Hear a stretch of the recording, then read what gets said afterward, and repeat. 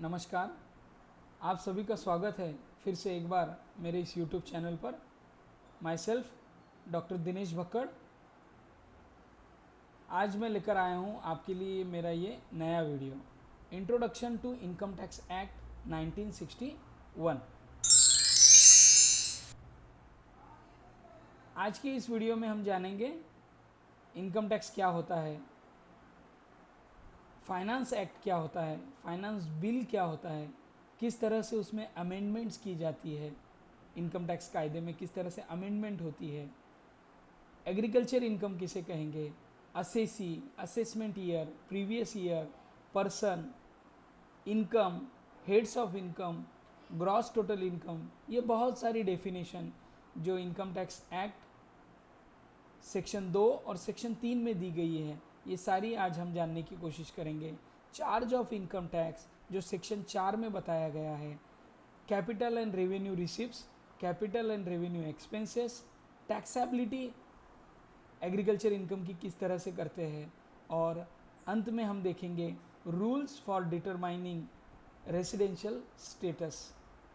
तो चलिए शुरू करते हैं।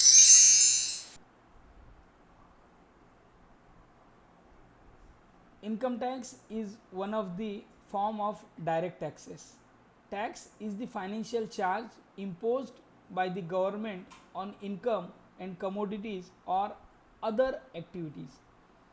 तो इनकम टैक्स क्या है? एक डायरेक्ट टैक्स है, एक फाइनेंशियल चार्ज जिसे हम कहेंगे, जो सरकार आय पर, कमोडिटी पर या अदर कुछ एक्टिविटी आप कुछ करते हैं तो उस पर वो लगाती है। वहाँ पर government imposes two types of taxes, namely direct tax and indirect tax।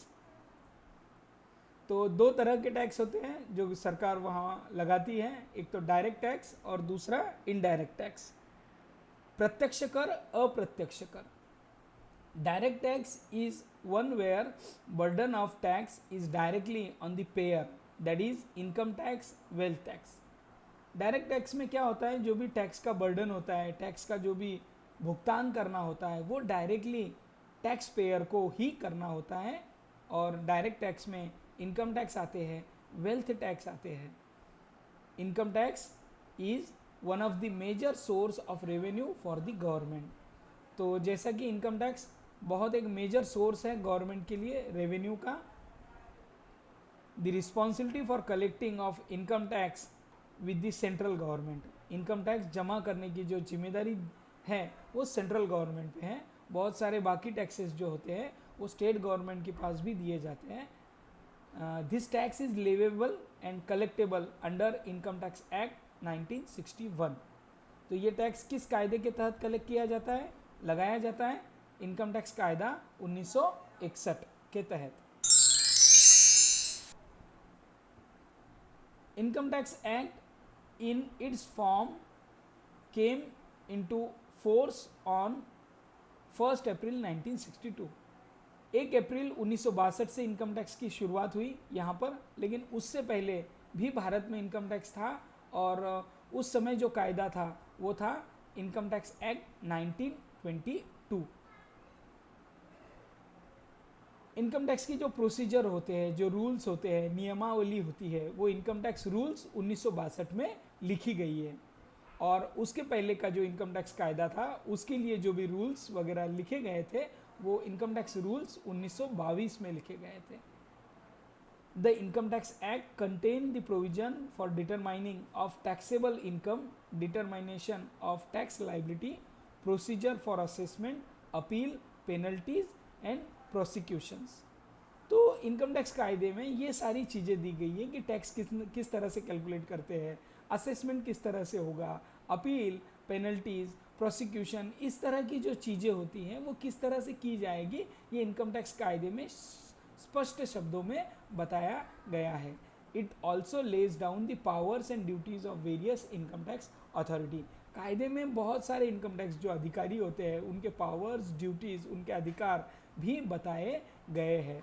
Therefore, income tax means which is levied on the total income of previous year of every person. To levy income tax, one must have understand the various concepts mentioned in Income Tax Act 1961. तो इस तरह से income tax जो लगाया जाता है वो पिछले साल की प्रीवियस ईयर की इनकम पर लगाया जाता है। और किस तरह से लगाया जाएगा ये जानने के लिए हम इनकम टैक्स के जो बहुत सारे कंसेप्ट है, इनकम टैक्स कायदा 1961 की, वो सारी कंसेप्ट यहाँ पर जानने की कोशिश करेंगे। तो सबसे पहले हम देखेंगे कि फाइनेंस एक्ट, जबकि इनकम टैक्स कायदा जो बनाया गया उसमें एक बहुत सी इंपॉर्टेंट तरतूद की गई सेक्शन 4 में कि टैक्स जो भी लगाया जाएगा वो फाइनेंस एक्ट के तहत लगाया जाएगा। हर साल इनकम टैक्स में टैक्स रेट्स हो, अलग अलग मॉडिफिकेशंस हो, अलग अलग अमेंडमेंट्स हो, वो की जाती है। सेक्शन 4 में ये स्पष्ट शब्दों में वहाँ बताया गया है। The CBDT issued notification from time to time for proper administration of Income Tax Act. CBDT होता है central board of direct taxes. वो क्या करता है, टाइम टू टाइम कुछ नोटिफिकेशन है, कुछ अधिनियम है, सूचना है, कुछ सर्कुलर्स है, वो हमेशा भेजते रहता है ताकि कायदे का ठीक से पालन किया जा सके। Every year a budget is presented before the parliament by finance minister. हर साल एक बजट पेश किया जाता है पार्लियामेंट में, संसद में, जो फाइनेंस मिनिस्टर प्रेजेंट करता है। One of the important component of the budget is finance bill. तो हर साल बजट के साथ में जो एक इम्पॉर्टेंट चीज़ वहाँ पर पेश की जाती है उसे फाइनेंस बिल कहते हैं। अगले कुछ स्क्रीन में हम पिछले 2 सालों के फाइनेंस बिल के बारे में भी चर्चा करेंगे। The bill contained various amendments such as rate of income tax, other taxes. When the finance bill is approved by both the houses of parliament, receive the assent of president, it becomes the finance act. तो इस तरह से finance act में income tax कायदा 1961 में बहुत सारे बदलाव फाइनेंस एक्ट के थ्रू किए जाते हैं, जैसे कि इनकम टैक्स के रेट्स हो, अदर टैक्सेस हो, अदर अमेंडमेंट्स हो, कुछ सेक्शन कम करना हो, कुछ डिलीट करना हो, बढ़ाना हो, इस तरह की चीज़ें फाइनेंस बिल के द्वारा फाइनेंस एक्ट को होते हुए इनकम टैक्स एक्ट तक पहुंचती है। तो यहाँ पर क्या होता है, फाइनेंस बिल दोनों संसद के दोनों सदनों में अप्रूव किया जाना चाहिए और उसके बाद प्रेसिडेंट का एसेंट भी उस फाइनेंस बिल को लगता है। और जब ये सारी चीज़ें कंप्लीट हो जाती हैं तो वो फाइनेंस बिल फाइनेंस एक्ट में परिवर्तित हो जाता है और वो सारे नियम इनकम टैक्स एक्ट के लिए लागू कर दिए जाते हैं और आने वाले साल के लिए या जो भी कुछ ईयर वहाँ पर मेंशन किया गया है फाइनेंस एक्ट में, उस साल के लिए इनकम टैक्स के वो नियम वहाँ पर लागू रहते हैं, टैक्स रेट हो या बाकी चीज़ें हो। So that income tax is a tax on total income of a person called the assessee of previous year relevant to the assessment year at rate prescribed in relevant finance act। तो total income पर tax लगाया जाएगा किसी व्यक्ति को, उसको हम assessee कहते हैं। यहाँ पर प्रीवियस ईयर की इनकम पर टैक्स लगाया जाता है, जिस ईयर में टैक्स लगाया जाता है उस ईयर को असेसमेंट ईयर कहते हैं। और जिस रेट से टैक्स लगाया जाता है, जो टैक्स के रेट वहाँ पर अप्लीकेबल होते हैं, वो रेट फाइनेंस एक्ट में रिफ्लेक्ट होते हैं इस तरह से। तो चलिए देखते हैं फाइनेंस एक्ट 2019 का फाइनेंस एक्ट किस तरह से आया, कब पेश किया गया और उसमें क्या क्या सुझाव थे। The interim budget 2090 as finance bill 2090 has been presented by finance minister and it was assented by the president on February 21, 2019, thereby making it an act। तो 21 फरवरी 2019 को एक इंटरिम बजट पेश किया गया। उस समय की सरकार का वो आखिरी बजट था, उसके बाद इलेक्शन होने वाले थे संसद के और उसके बाद नया बजट भी आ सकता था, जो भी कुछ होने वाला था। लेकिन जानते हुए सरकार ने एक इंटरिम बजट दिया था 21 फरवरी को और साथ में फाइनेंस बिल भी 2019 का पेश किया था। दोनों सदनों में पास होते हुए प्रेसिडेंट का एसेंट भी उस बिल को मिला और उसको फाइनेंस एक्ट उसी दिन फाइनेंस एक्ट 2019 के हिसाब से उसको लागू कर दिया गया। This means that the proposal in the finance bill 2019 including that the tax changes now become law. तो जो भी बिल में प्रेजेंट किया गया था वो कायदे के हिसाब का स्वरूप उसको प्राप्त हो गया और वो लॉ वहाँ पर बन गया था। but the finance minister of India for new government has presented the revised finance bill in 2019 in parliament on 5th July 2019. बाद में नई सरकार आने के बाद नए फाइनेंस मिनिस्टर ने रिवाइज फाइनेंस बिल 2019 प्रेजेंट किया संसद में 5 जुलाई 2019 को, प्रपोजिंग सम चेंजेस, लॉज में कुछ चेंजेस, टैक्स के रेट्स में कुछ तो भी चेंज उन्हें करना था, चेंज प्रेजेंट किया और ये सारे चेंजेस 1 अप्रैल 2019 से उन्होंने फाइनेंस बिल के साथ में लागू किए और वहाँ पर प्रेजेंट किया. This finance bill follows the interim budget announcement in February 19 और उसमें इंटरिम बजट में जो भी सारी चीज़ें दी गई उनको भी कंसिडर किया गया और जो चेंजेस उन्हें करने थे वो चेंजेस वहाँ पर किए गए. The finance bill 2019 passed as the finance act 2019 after receiving the assent of president on 1 अगस्त 2019. तो 1 अगस्त 2019 को वो जो रिवाइज फाइनेंस बिल वहाँ प्रेजेंट किया गया था 5 जुलाई को, वो मान्य कर लिया गया, प्रेसिडेंट का उसे एसेंट मिला और जो भी रिवाइज चेंजेस वहाँ पर बिल में लागू थे वो कायदे का स्वरूप उसे प्राप्त हुआ और पिछला एक्ट खारिज होते हुए ये नया एक्ट वहाँ पर कंसिडर किया जाने लगा. तो अब हम देखते हैं इस साल जो फाइनेंस बिल प्रेजेंट किया गया 2020 में. India's parliament passed the finance bill 2020 as Finance Act 2020. The new act received presidential assent on 27th March 2020. तो फाइनेंस बिल 2020 जो था वो फाइनेंस एक्ट 2020 में परिवर्तित हुआ जब उसको प्रेसिडेंट का एसेंट मिला. 27 मार्च 2020 को मिला. फाइनेंस बिल पार्लियामेंट में 1 फरवरी 2020 को पेश किया गया था. The act contained a number of tax related and other changes that affect the assessee business firm for the financial year 2020-21. इस तरह से 2020-21 के आने वाले फाइनेंशियल ईयर के लिए 1 फरवरी को फाइनेंस बिल वहाँ प्रेजेंट किया गया. 27 मार्च को उसको एसेंट प्राप्त हुआ प्रेसिडेंट का और इस तरह से फाइनेंस एक्ट 2020 लागू कर दिया गया. It highlighted and introduces a new personal income tax regime for individual tax payer. सबसे बड़ा बदलाव फाइनेंस एक्ट 2020 का कि एक नई टैक्स रिजीम जो इंडिविजुअल टैक्स पेयर के लिए वहाँ लागू कर दी गई, वहाँ सुझाव दिया गया, उसका बताई गई, लेकिन टैक्स पेयर पर छोड़ा गया कि उसे वो नई टैक्स रिजीम में जाना है या पुरानी टैक्स रिजीम में ही रहना है. इसका जो निर्णय है वो टैक्स पेयर पर छोड़ दिया गया. इस तरह से कुछ नए अमेंडमेंट्स इनकम टैक्स कायदा 1961 के आने के बाद ये बहुत बड़ा बदलाव इस साल के फाइनेंस एक्ट 2020 में किया गया. However the option for this concessional tax regime came with a cost. It acquires the tax payer to forgive certain specific deduction.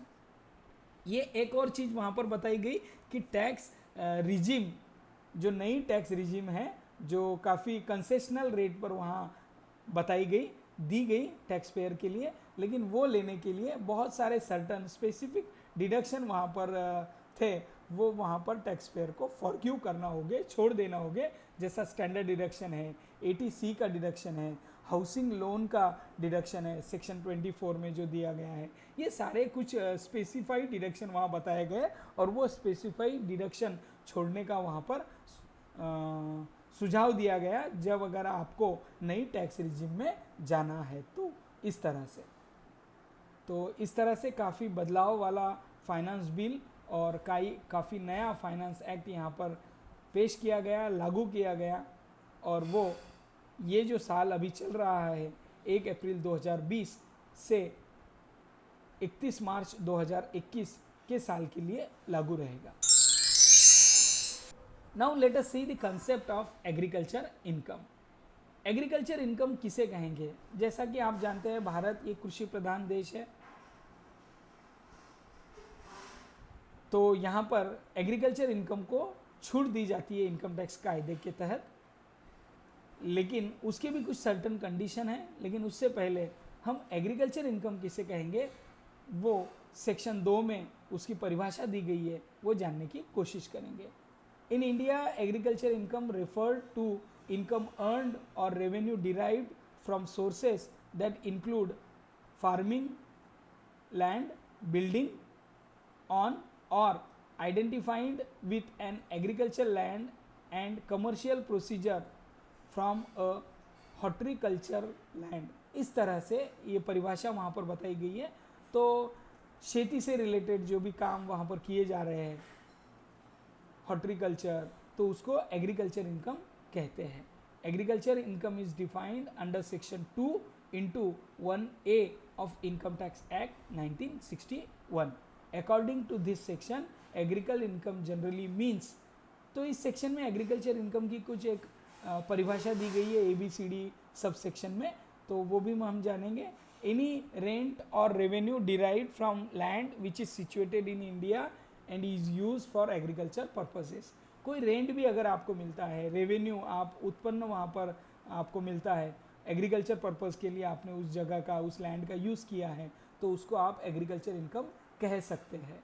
Any income derived from such land by agriculture operation including processing of agriculture produce so as to render it fit for the market और sale for such produce.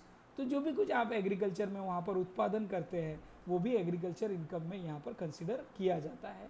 Any income attributed to farm house, और वो जो conditions यहाँ पर section 2 into 1A में दी गई है वो अगर से स्पेसिफाई होती है तो भी एग्रीकल्चर इनकम मानी जाएंगी। Any income derive from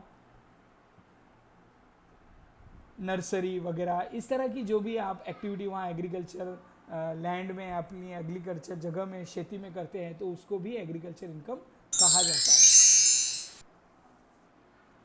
now let us see the some example of agriculture income. Following are some example of agriculture income. Income derive from sale of replanted tree. आपने कुछ tree cell किए हैं, जो आपने plant किए थे वो आपने रीसेल किए। Income from sale of seeds, आपको कुछ एग्रीकल्चर की सीड्स आपने कुछ वहाँ पर उत्पादित किए और वो आपने बेचे। Rent received from agriculture land. Income from growing flowers, इस तरह से। Profit received from a partner from a firm engaged in agriculture produce और एक्टिविटी, इस तरह से। इंटरेस्ट ऑन कैपिटल, अगर यदि पार्टनरशिप फर्म है आपकी और वहाँ पर आपको कैपिटल इंटरेस्ट मिल रहा है और वो पार्टनरशिप फर्म एग्रीकल्चर ऑपरेशन में इंगेज है, तो इस तरह की जो इनकम्स है उनको हम एग्रीकल्चर इनकम कहते हैं।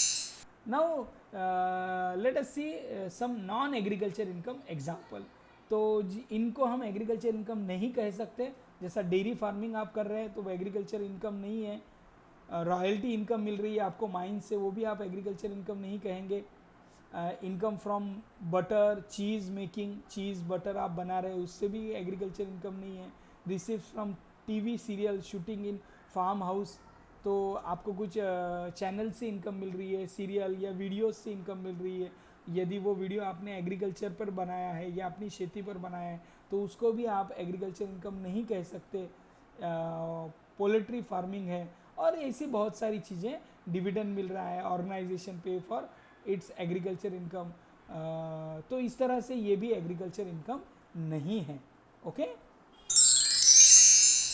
नाउ इम्पॉर्टेंट कंसेप्ट पर हम यहाँ पर आते हैं। असेसी सेक्शन 2 इंटू 7 में बताया गया है कि असेसी किसे कहते हैं। Assessee means a person by who any tax or any other sum of money is payable under the income tax act and it includes, और उसमें कुछ नीचे की चीज़ें भी दी गई है, वो भी वहाँ ध्यान में रखना ज़रूरी है। तो किसी व्यक्ति को, किसी पर्सन को यहाँ पर जब टैक्स लाइबिलिटी आ रही है इनकम टैक्स कायदे के तहत, या उसे रिफंड आ रहा है, या इनकम टैक्स कायदे में उसका असेसमेंट किया जा रहा है, उस पर्सन की इनकम को वहाँ पर काउंट किया जा रहा है, तो उसको हम असेसी कहते हैं।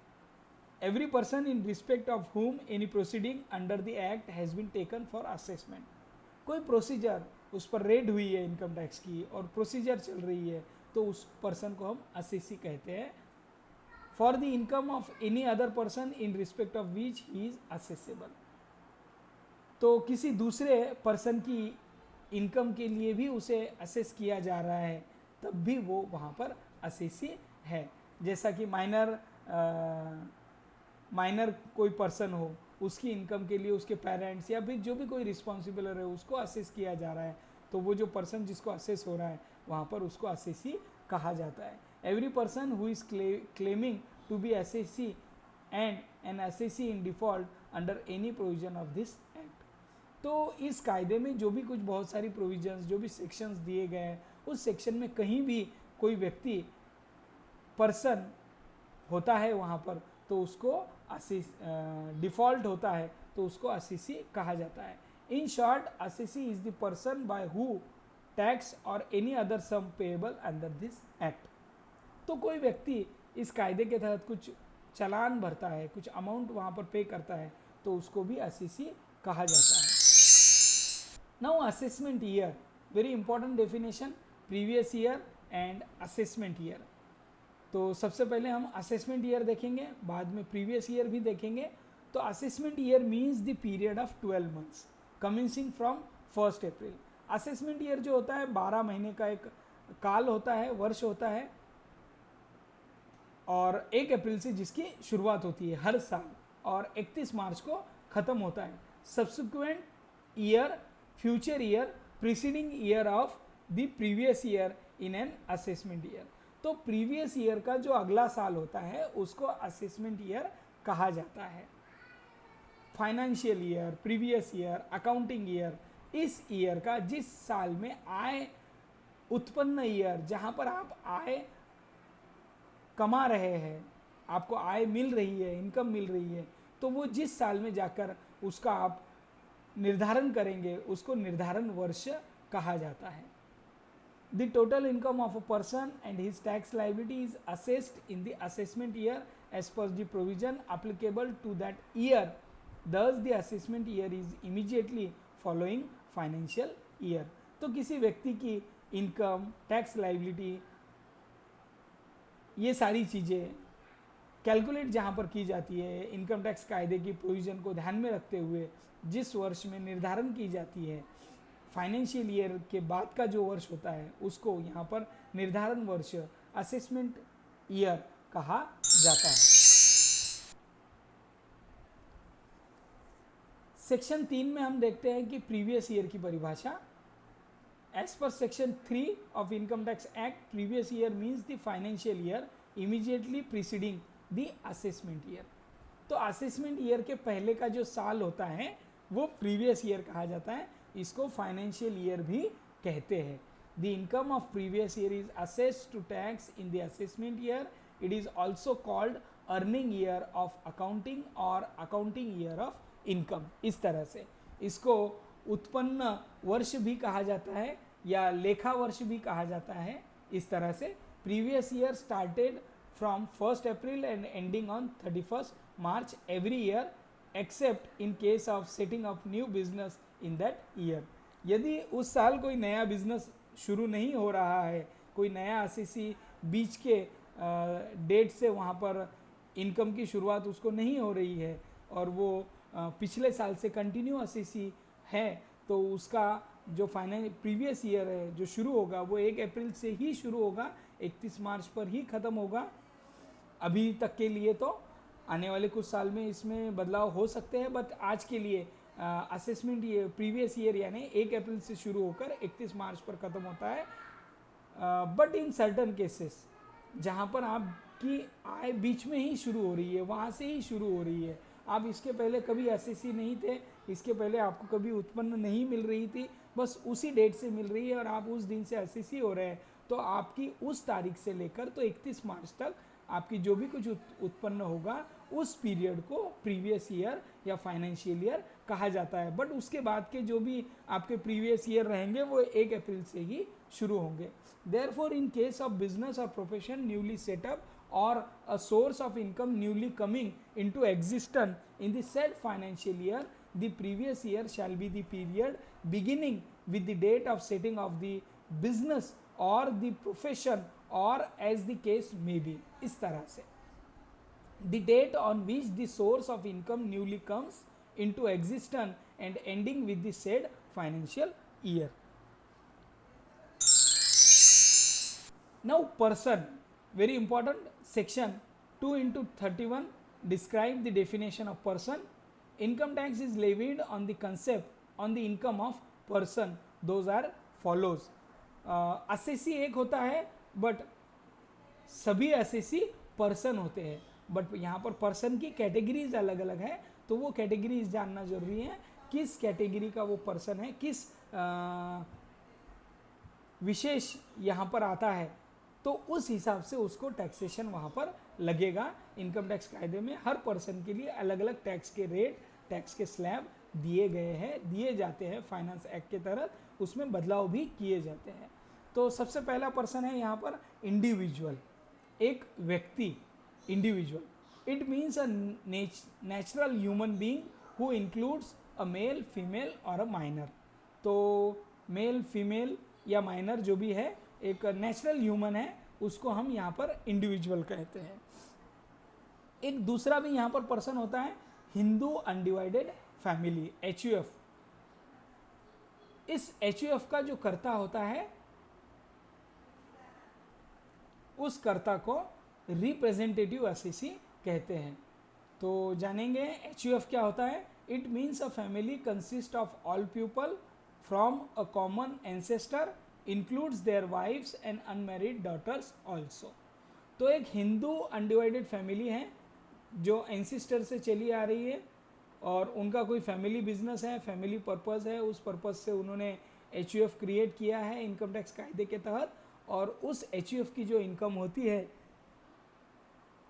उसको HUF इस पर्सन कैटेगरी में असेस किया जाता है और वहाँ पर उसको HUF के हिसाब से टैक्स लगता है। HUF की सारी जिम्मेदारी कर्ता पर दी जाती है और वो उस HUF का रिप्रेजेंटेटिव असेसी होता है। ओके, नाउ अ कंपनी, सभी को पता है कि कंपनी कायदे के तहत कंपनी बनाई जाती है और इंडियन कंपनी हो, फॉरेन कंपनी हो, उनको यहाँ पर कंपनी इस पर्सन में कंसीडर किया जाता है। अगला जो पर्सन की यहाँ पर कैटेगरी है वो पार्टनरशिप फर्म है, उसको हम फर्म कहेंगे, रजिस्टर हो या ना हो। जहाँ पर कंपनी में डायरेक्टर होते हैं, पार्टनरशिप फर्म में पार्टनर्स होते हैं। अगला पर्सन का यहाँ पर प्रकार है an association of person, AOP। उसी के साथ में बॉडी ऑफ इंडिविजुअल भी एक प्रकार साथ में माना जाता है। दोनों नियर अबाउट सेम कह सकेंगे हम। When 2 or more person has joined for a common purpose with a view to earn an income but do not consist of partnership firm, they may be assistant association of person। जब 2 या 2 से ज़्यादा व्यक्ति joint होते हैं और उसे हम पार्टनरशिप फर्म नहीं कह सकते, बट वो इनकम वहाँ पर अर्न कर रहे हैं, तो उनको हम एसोसिएशन ऑफ पर्सन कह सकेंगे। उसी तरह से सम हाउ वहाँ पर क्या होता है, body of individual, some individual who carry or activity with the object of earning some income, it would consist of only individual, instead of company or firm cannot be member of body of individual. तो यहाँ पर body of individual में जो सारे person होते हैं वो सिर्फ इंडिविजुअल ही होना चाहिए, नेचुरली ह्यूमन ही होना चाहिए। वहाँ पर कंपनी या partnership firm body of individual के मेंबर नहीं हो सकते। तो वो साथ में कुछ अर्निंग कर रहे हैं, तो वो अर्निंग बॉडी ऑफ इंडिविजुअल इस पर्सन की कैटेगरी में काउंट की जाती है, वहाँ पर उनको टैक्स लगाया जाता है। लोकल अथॉरिटी, अगला पर्सन का प्रकार, local authority means the municipal corporation और डिस्ट्रिक्ट बोर्ड और ETC। जुडिशियल पर्सन भी एक अगली कैटेगरी है हमारी लास्ट की, अंतिम प्रकार, every artificial judicial person. The term artificial judicial person covers all such person who cannot be individual under any of the first 6 categories। ये जो ऊपर की कैटेगरीज दी गई है, पहले इसमें मैंने 4 बताई, बाद में लोकल अथॉरिटी 5 और ये दोनों मिलाकर 6, AOP और BOI ये दोनों मिलाकर एक ही हैं। तो ये जो 6 कैटेगरीज में अगर कोई पर्सन वहाँ पर नहीं बैठता है तो वो लास्ट की इस कैटेगरी में आता है every artificial judicial person. Now income किसे कहेंगे? सेक्शन 2/24 में इनकम की परिभाषा बताई गई है और बहुत सारी टर्मिनोलॉजी इनकम की वहाँ पर दी गई है, जिसमें अगर कुछ छूट भी जाता है तो उससे इंटरप्रिटेटेड, इनकम से इंटरप्रिटेड जो भी वहाँ पर कायदे में अगर हो तो उसको भी आपको इनकम मानना होगा वहाँ पर। इस तरह से कायदे की परिभाषा, डेफिनेशन वहाँ पर बनाई गई है। तो हम देखेंगे income tax is the tax on income. Okay, ये तो हमको पता है। The concept of income important for the term income which is inclusive और नॉट इंक्लूसिव। नीचे बताया गया है वो अगर इनकम है तो ठीक है, नॉट इंक्लूसिव है तो भी आप उसको इनकम वहाँ पर मान सकते हैं। सेक्शन 2/24 में बताया गया है। दस the income shall include not only the item which are specified mentions in section 2/24 but also those which can be properly the interpreted। तो वो भी इनकम यहाँ कहेंगे जो प्रॉपरली इंटरप्रिटेटेड है। As per the definition of income it includes following terms. तो किसे income हम कहेंगे? जो कायदे में जो एक कुछ वहाँ पर मुद्दे वहाँ दिए गए हैं उस तरह से। प्रॉफिट और गेन है वो इनकम है, डिविडेंड इनकम है, वॉलंटरीली कॉन्ट्रीब्यूशन जो आप received by trust created Holi और पार्टली फॉर चैरिटेबल और रिलीजियस पर्पस। एक कंट्रीब्यूशन आपको मिल रहा है किसी ट्रस्ट से, वो चैरिटेबल है, रिलीजियस पर्पस के लिए बनाई गई है, उसे भी आप इनकम कहेंगे। The value of any perquisite or profit in lieu of salary. तो परक्यूजिट मिलता है, सैलरी न देते हुए कुछ अन्य सुविधाएं दी जाती है, तो उसको भी उस सुविधाओं के मूल्य को भी सैलरी के सेक्शन में वहाँ पर इनकम कहा जाता है। एनी स्पेशल अलाउंस और benefit other than perquisite specially granted to the assessee to meet expenses wholly necessarily exclusively for the performance of duties. तो और कोई सुविधाएं दी जा रही है, पैसा दिया जा रहा है, अलाउंस दिए जा रहे हैं, उसको उस व्यक्ति को उस संस्था में, उस ऑर्गेनाइजेशन में काम करने के लिए कुछ सुविधाएं प्रदान की जा रही है वो ड्यूटी परफॉर्म करने के लिए, तो इसे भी हम उत्पन्न कहेंगे। Any allowance granted to the assessee ideal to meet his personal expenses or to composite his the increase of cost of living. और कोई अलाउंस दिया जा रहा है, भत्ता दिया जा रहा है, जो जीवन मान वहाँ पर बढ़ रहा है उसके लिए कहिए, या फिर उसके पर्सनल खर्चे के लिए कुछ अलाउंस दिए जा रहे हैं, तो वो भी यहाँ पर इनकम है। Any capital gain chargeable under section 45 section में कुछ कैपिटल गेन दिए जा रहे हैं, कुछ आप संपत्ति बेच रहे हैं, वहाँ से आपको कोई अर्निंग होती है, तो वो भी यहाँ पर इनकम है। Any sum chargeable to income tax under section 28, 41, 59 में जो भी कुछ सेक्शन में दिया गया है वो भी यहाँ पर इनकम है। Any sum winning from lottery, crossword, puzzle, horse race or betting of any form, nature, whatsoever. यदि लॉटरी जीत रहे, क्रॉसवर्ड, पजल में कोई आपको इनाम मिल रहा है, कोई प्राइज़ मिल रहा है, कोई पजल है, हॉर्स रेस है, कुछ भी हो, बेटिंग हो, आपको ये कुछ आय मिल रही है तो वो यहाँ पर इनकम है। Income interest, salary, bonus, commission, remuneration received by the partner of firm, definite source of income, salary, house property, profit or gains, business, profession, capital gain, income from other sources। तो यहाँ पर कुछ definite source भी दिए गए income के, जो 5 प्रकार है। अगली स्क्रीन में हम देखेंगे ये 5 हेड्स ऑफ इनकम। तो इस तरह से पार्टनरशिप फर्म के पार्टनर को यहाँ पर इंटरेस्ट मिल रहा है, सैलरी मिल रही, बोनस, तो उसे भी हम इनकम कहेंगे। तो देखेंगे यहाँ पर heads of income. As per income tax act 1961 the incomes have been classified into 5 categories of income as per the provision of income tax act. तो इनकम को यहाँ 5 अलग अलग कैटेगरी में डिवाइड किया गया है।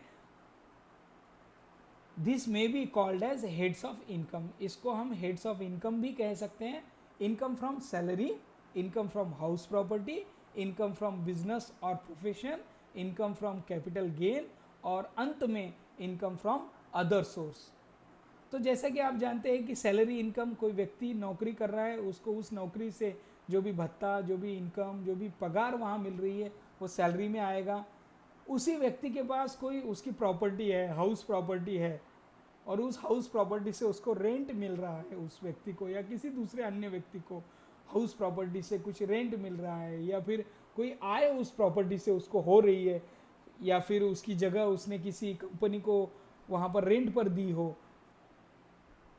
तो भी उसे रेंट मिल रहा है, या लीज अमाउंट मिल रही, तो वो यहाँ पर इनकम फ्रॉम हाउस प्रॉपर्टी में आता है।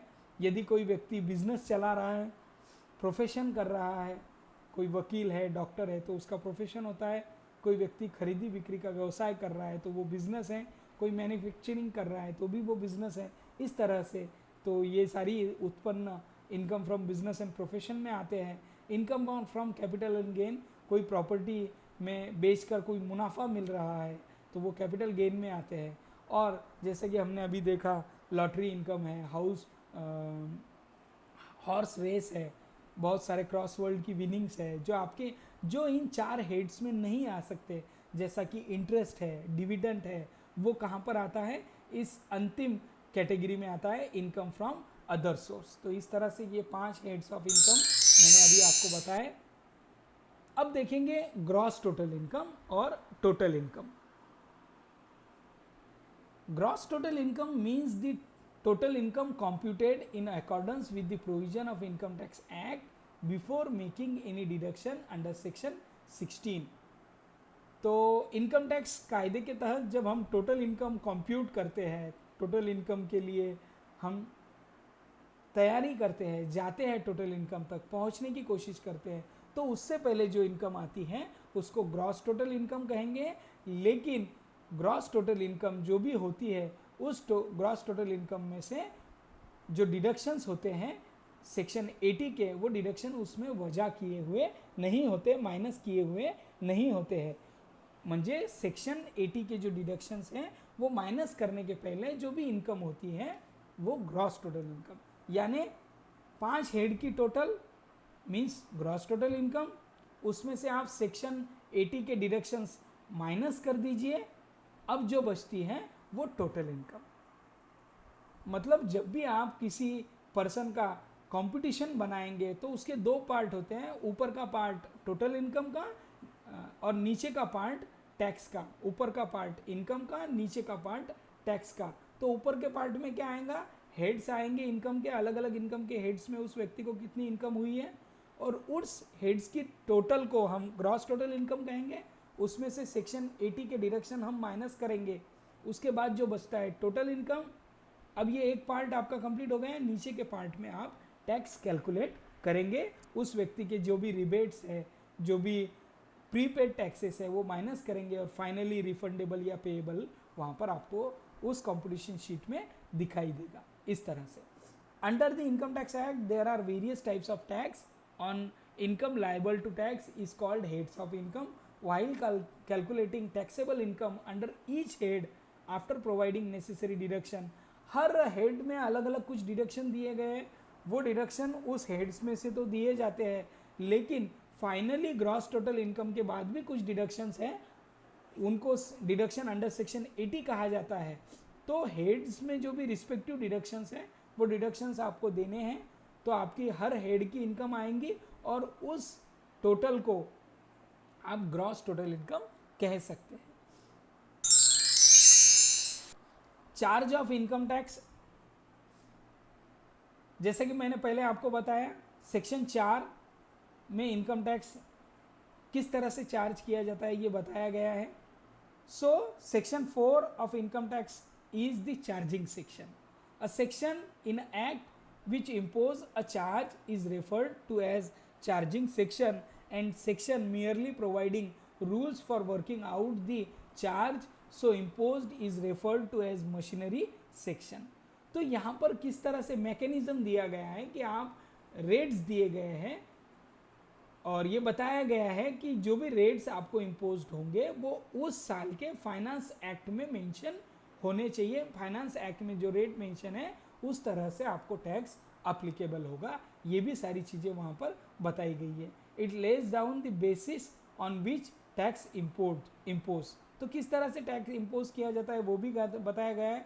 इस सेक्शन में क्या दिया गया है वो नीचे 4 मुद्दों में हम देखेंगे।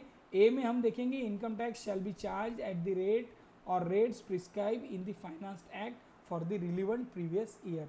उस प्रीवियस ईयर के फाइनेंस एक्ट में जो भी रेट्स दिए गए उस रेट के हिसाब से चार्ज लगेगा। ये क्लियर वहाँ पर मेंशन कर दिया गया है। The charge of income tax is on various person specified in section 2/31। 2/31 में पर्सन की वहाँ पर कैटेगरीज परिभाषा दी गई थी, उससे हम के सारे पर्सन को टैक्स वहाँ पर अप्लीकेबल है, ये भी बताया गया है। The income sought to be taxed in that previous year not for the assessment year. तो प्रीवियस ईयर पर टैक्स लगता है, असेसमेंट ईयर पर नहीं लगता। असेसमेंट ईयर में हम वो कैलकुलेट करते हैं। The levy of tax on the assessee is on his total income or taxable income computed in accordance with the subject to the appropriate provision of Income Tax Act, including provision for levy of additional income tax। तो जो भी कायदे में provision दी गई है, तरतूद दी गई है, उस तरतूद के हिसाब से जो भी टैक्सेबल इनकम कंप्यूट होती है उस टैक्सेबल इनकम पर टैक्स लगेगा। ये सारी बातें इस सेक्शन 4 में बताई गई है। तो आज के इस वीडियो के हम लास्ट सेकंड पायदान पर पहुंच रहे हैं, कैपिटल एंड रेवेन्यू रिसिप्ट्स।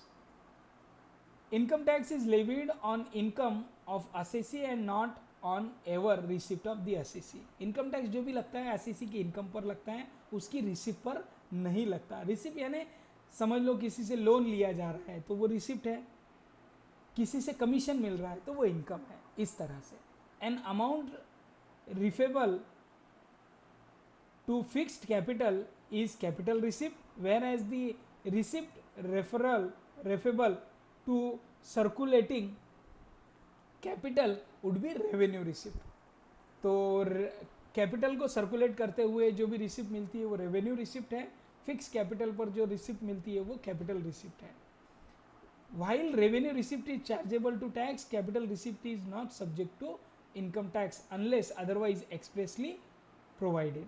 तो कुछ जगह पर कैपिटल रिसिप्ट भी टैक्सेबल है, जैसा कैपिटल गेन में हम कह सकेंगे, वहाँ पर कैपिटल रिसिप्ट को टैक्स लगता है, बाकी रेवेन्यू रिसिप्ट तो टैक्सेबल है ही। इस तरह से income tax act 1961 also provided that capital receipt are to be charge to the tax under the income from capital gain head and revenue receipt are chargeable under other heads. तो capital receipt capital gain में chargeable है और revenue receipt बाकी heads में chargeable है। Therefore it is vital important to understand which is capital receipt which is revenue receipt. The following table, एक table दिया गया है जिसमें आप दोनों का डिफरेंस देखेंगे, कैपिटल रिसिप्ट किसे कहते हैं, रेवेन्यू रिसिप्ट किसे कहते हैं। तो टेबल आपके सामने है, डिस्क्रिप्शन में 3 डिफरेंस के लिए 3 वहाँ पर प्रकार मैंने किए हैं। नेचर ऑफ असेट बताया है, सोर्स ऑफ इनकम वहाँ पर कहा गया है, लीज और surrender of rights.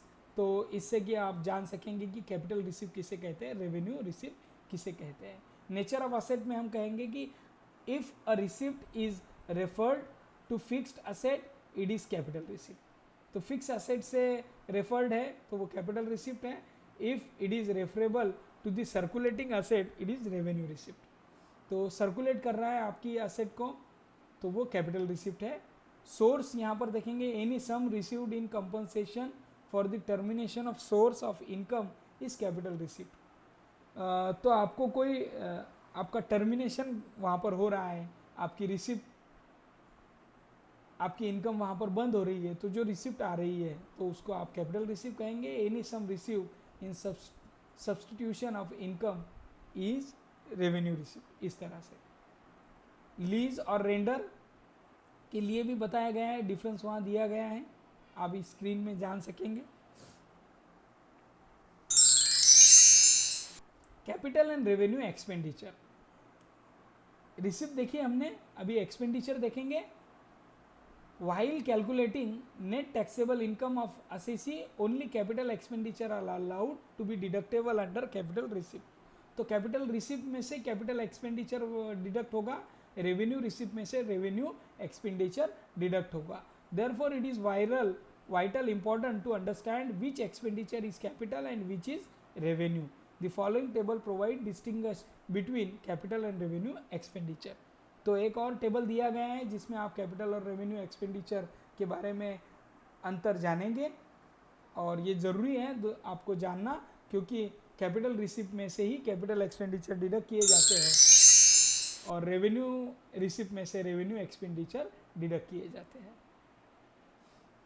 Any expenditure incurred to acquire a fixed asset or in connection with installation is capital expenditure. आपके कोई फिक्स असेट है, आप एक्वायर कर रहे हैं, खरीदी कर रहे हैं, तो उस पर जो भी खर्चा लग रहा है, उसको इंस्टॉल करने के लिए खर्चा हो, तो वो कैपिटल खर्चा है आपका। Any expenditure incurred as price of goods purchased for reselling along with other necessary expenses incurred as revenue. तो आपको कोई प्रोडक्ट खरीदी करते समय कोई खर्चा लग रहा है, या बेचते समय कोई खर्चा लग रहा है, रीसेल करते समय लग रहा है, तो वो सारे खर्चे, नेसेसरी खर्चे वहाँ पर रेवेन्यू एक्सपेंडिचर कहलाते हैं। Nature of liability, a payment made by person to discharge a capital liability is capital expenditure. Capital liability को डिस्चार्ज करते समय जो आपको वहाँ पर एक्सपेंडिचर हो रहा है वो कैपिटल एक्सपेंडिचर है। Any expenditure to incurred discharge revenue liability is revenue expenditure. Revenue liability कोई है आपकी, वो डिस्चार्ज करने के लिए जो कोई खर्चा लग रहा है वो रेवेन्यू एक्सपेंडिचर है। इसी तरह से नेचर ऑफ ट्रांजैक्शन से भी आप जान सकेंगे कि कैपिटल एक्सपेंडिचर कौन सा है और रेवेन्यू एक्सपेंडिचर कौन सा है। यदि किसी को ये पीपीटी चाहिए तो मुझे मेल करें, कमेंट दें मेरे इस वीडियो को, मैं उनको पीपीटी मेल करूंगा। तो इस वीडियो के अंतिम पायदान पर हम चले आते हैं, rules for determining residential status. Residential status determine किस तरह से किया जाता है, क्योंकि जो भी टैक्स वहाँ पर लगेगा वो उस इंडिविजुअल को, उस कंपनी को, उस फर्म को उसके रेसिडेंशियल स्टेटस के हिसाब से लगेगा। तो हम इंडिविजुअल स्टेटस या इंडिविजुअल पर्सन के रेसिडेंशियल स्टेटस को किस तरह से जानेंगे वो देखेंगे। यहाँ पर 3 कैटेगरी दी गई है। तो सबसे पहली कैटेगरी में हम जानेंगे कि रेसिडेंट ऑफ इंडिया है या नहीं। तो नीचे 2 कंडीशन दी गई है, दोनों कंडीशन में से कोई भी एक कंडीशन फुलफिल होनी चाहिए। यदि कोई भी एक कंडीशन फुलफिल होती है तो वो व्यक्ति, वो पर्सन वहाँ पर, वो इंडिविजुअल रेसिडेंट ऑफ इंडिया है। तो वो 2 कंडीशन कौन सी हैं? ही is in India previous year for the period of 182 days और मोर। यदि कोई व्यक्ति पिछले साल, पिछले प्रीवियस ईयर में 182 दिन या उससे ज़्यादा भारत में अगर रहता है, भारत का रहिवासी है, तो उसको हम रेसिडेंट ऑफ इंडिया कहेंगे। तो जिस प्रीवियस ईयर का हम यहाँ कैलकुलेशन कर रहे हैं उसी प्रीवियस ईयर की बात हो रही है। उस प्रीवियस ईयर में 182 डेज इंडिया में होना चाहिए। ही is in India for the period of 60 days. 182 दिन नहीं है, ठीक है, उससे कम है, बट एटलीस्ट 60 डेज होना ही चाहिए। ओके, तो दूसरी कंडीशन में वो फुलफिल हो जाएगा। 182 दिन नहीं रह पाया वो भारत में, समझ लो 150 या 100 दिन ही रह पाया भारत में पिछले साल में। So he is in India for a period of 60 days और more during the previous year, यदि है। लेकिन साथ में क्या होना चाहिए? 365 डेज और more during the 4 years immediately preceding the previous year. तो प्रीवियस ईयर छोड़कर उसके पहले के 4 जो प्रीवियस ईयर हैं, उन प्रीवियस ईयर में भारत में मिनिमम 365 दिन की टोटल आनी चाहिए। तो 182 दिन नहीं है, उससे कम है, ठीक है, एटलीस्ट 60 है, कोई बात नहीं। तो हम दूसरी कंडीशन में सेटिस्फाई होने की कोशिश करेंगे। दूसरी कंडीशन में सेटिस्फाई होने के लिए प्रीवियस ईयर में 60 से ज़्यादा तो है, ठीक है, तो उससे पहले के 4 साल में टोटल 365 दिन भारत में आने ही चाहिए। तभी इन दोनों में से एक कंडीशन अगर फुलफिल होती है तो वो रेसिडेंट ऑफ इंडिया है। यदि प्रीवियस ईयर में 60 से भी कम दिन भारत में यदि होते हैं तो वो रेसिडेंट ऑफ इंडिया नहीं कहलाता है। वहाँ पर एक बार रेसिडेंट ऑफ इंडिया कहलाया गया तो अब आप देखेंगे कि वो रेसिडेंट ऑर्डिनरी है या नॉन रेसिडेंट है। तो वो चीज़ हम देखेंगे, resident and ordinary, resident and non resident. तो रेसिडेंट एंड ऑर्डिनरी रेसिडेंट के लिए सेक्शन 6/6 में एक कुछ, तो इस सेक्शन में रेसिडेंट एंड ऑर्डिनरी रेसिडेंट के लिए 2 एडिशनल कंडीशंस दी गई है। तो ये दोनों एडिशनल कंडीशन अगर वहाँ पर प्रूव होती है, वहाँ पर यदि साबित होती है, वहाँ पर यदि आप कहेंगे मान्य होती है, तो रेसिडेंट एंड ऑर्डिनरी रेसिडेंट कहा जाता है। तो उसमें की पहली कंडीशन है, he has been in India for a period of 730 days और मोर ड्यूरिंग लास्ट 7 ईयर्स। पिछले 7 सालों में भारत में 730 दिन से ज़्यादा रहना चाहिए, immediately preceding the relevant previous year. तो 7 साल कौन से? उस प्रीवियस ईयर को छोड़कर उसके पहले के 7 साल। Okay, he has been resident in India at least 9 to 10 previous year immediately preceding the relevant previous year. तो हम जिस साल के लिए कैलकुलेट कर रहे हैं, उस साल के पिछले के 10 सालों में एटलीस्ट 9 साल में तो भी रेसिडेंट ऑफ इंडिया होना चाहिए, इस तरह से। तो ये 2 कंडीशन वहाँ दी गई है। दोनों में से यदि एक कंडीशन वहाँ फुलफिल होती है तो वो रेसिडेंट है और नॉन रेसिडेंट की कैटेगरी में आ जाता है। दोनों कंडीशन अगर फुलफिल है ये एडिशनल, तो रेसिडेंट और ऑर्डिनरी रेसिडेंट कहा जाता है, इस तरह से। And individual who satisfied at least one of the basic condition but not satisfied to additional condition is treated as resident but not ordinary resident in India. तो पहले की स्क्रीन में दी गई दोनों कंडीशन में एक कंडीशन फुलफिल होनी चाहिए, और ये दोनों कंडीशन यदि फुलफिल नहीं होती है तो वो non resident, resident and non resident की कैटेगरी में आता है। और यहाँ पर सेक्शन 6/1 में हम देखेंगे, an individual is non resident in India during the basic condition let down. कोई भी बेसिक कंडीशन फुलफिल नहीं होती है तो वो व्यक्ति नॉन रेसिडेंट इन इंडिया है। In that case non resident of person additional conditions are irrelevant. तो ये जो इस स्क्रीन पर दी गई एडिशनल कंडीशन है ये कोई काम की नहीं, क्योंकि बेसिक में से कोई भी एक कंडीशन फुलफिल नहीं हो रही है, तो यहाँ पर ये 2 कोई कंडीशन मायने नहीं रखती। इस तरह से हमने देखा रेसिडेंशियल और नॉन रेसिडेंशियल बहुत सारी चीज़ें देखी हमने, person, assessment year, previous year, income. तो आप इस वीडियो में अंत तक बने रहें। आपका बहुत बहुत धन्यवाद। आपको यदि ये वीडियो पसंद आया हो तो आप लाइक कीजिए, सब्सक्राइब कीजिए, अपने कमेंट दीजिए कमेंट बॉक्स में, और ऐसे ही अच्छे अच्छे वीडियो जो मैं बनाऊंगा उसके लिए मेरे चैनल पर कंटिन्यू आते रहिए। आप सभी का धन्यवाद।